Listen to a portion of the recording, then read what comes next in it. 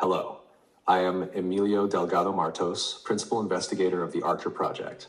At the 2024 Representation Advances and Challenges Symposium, we will be presenting our research progress on the use of self-organizing maps applied to the construction of a taxonomy of historical buildings, with the aim of exploring the possibilities of AI. We are an interdisciplinary research team composed of architects and computer engineers from the School of Engineering at the Universidad Francisco de Vitoria in Madrid, Spain.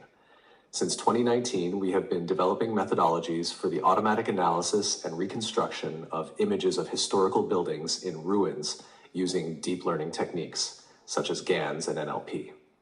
The project arises from a collaboration between the School of Architecture and the Center for the Study and Innovation in Knowledge Management, CEEC. And thanks to the results obtained through publications and patents, this team received the R+DI on AI award at the AMITIC Artificial Intelligence Summit in 2022. This project is supported by state funding from the Ministry of Science, Innovation and Universities, as well as European funds through the Archer proposal, virtual reconstruction of architectural cultural heritage using artificial intelligence and natural language processing, in collaboration with Sapienza Università di Roma through Laura Carlaveris. The history of architecture has produced various classifications of architectural styles and movements based on morphological, geometric, structural, aesthetic, and functional criteria. With advances in technology, particularly in the field of artificial intelligence, new tools have emerged to make predictions on complex problems through pattern recognition. One of these outstanding tools is the Self-Organizing Map, SOM, system, developed by Toivo Kohonen in the 1980s. This system uses neural networks and competitive learning instead of error correction learning, allowing elements to be distributed and organized in a map whose topology is generated through a lower dimensional representation of the input data.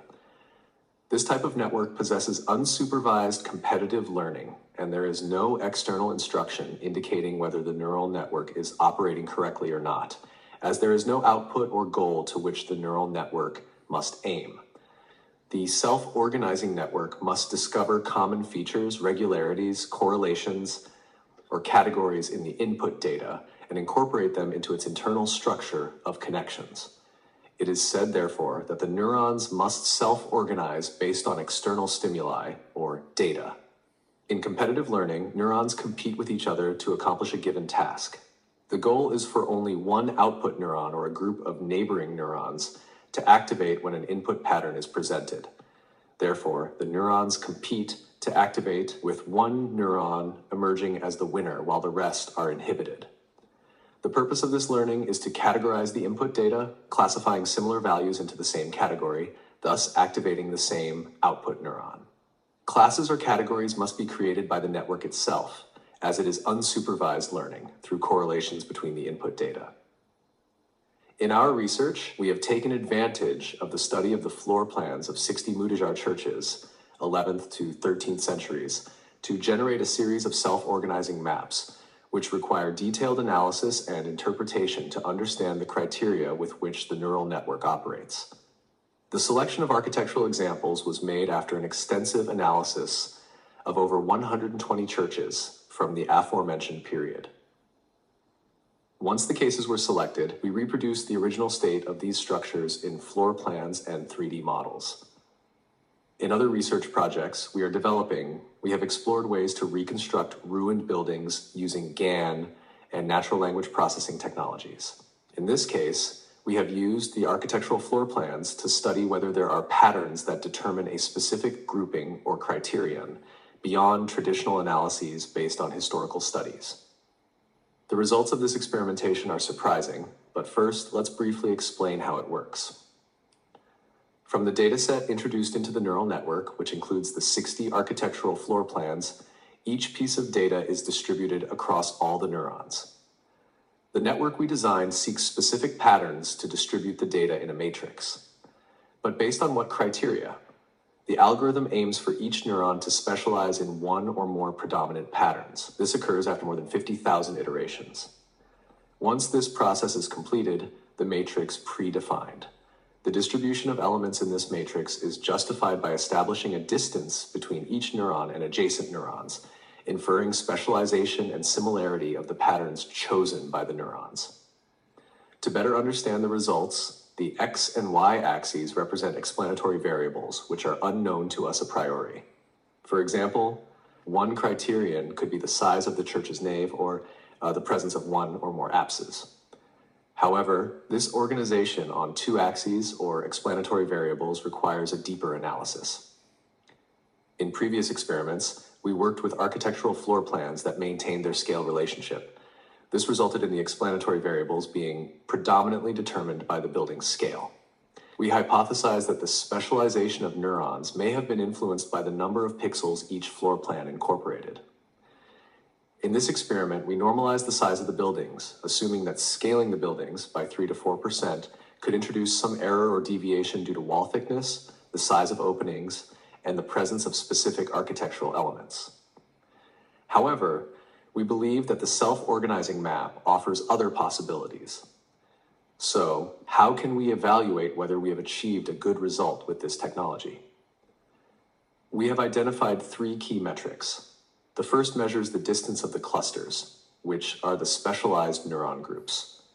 To achieve this, the clusters must be clearly distinguishable on the map.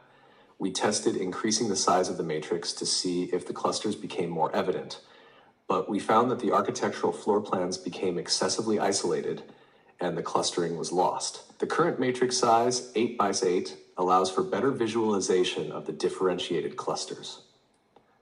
Another metric is distribution and clarity, which determines the likelihood of a typological error. This is called the quantization metric, and it highlights not only the grouping of clusters, but also their differentiation from others. The third metric measures the separation between neurons, which is evident on the black and white map. Darker differentiation indicates a greater distance between neurons. There are other technical aspects in the matrix configuration, such as distance and damping, which also contribute to the influence and impact of each neuron on adjacent neurons. Another interesting result is the map with the superimposed architectural floor plans. In this image, we can observe which patterns each neuron has specialized in. The superimposition highlights the relationship and influence of neighboring neurons. Although we are still in the evaluation phase of the results, methodologically, this analysis has required the construction of a critical framework to interpret the data from the maps. This framework is based on 3 fundamental aspects. 1, direct observation of the map. This refers to what can be visually analyzed directly from the SOM-generated map. Here, visible patterns and distributions provide initial information on how the elements have been organized. 2, non-observable information. This considers information not directly visible on the map because it comes from external data that the neural network did not use during training.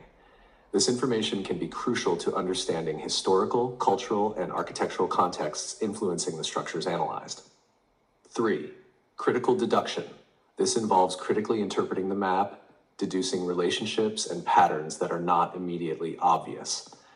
This critical analysis allows us to suggest new taxonomies and relationships among the studied architectural elements.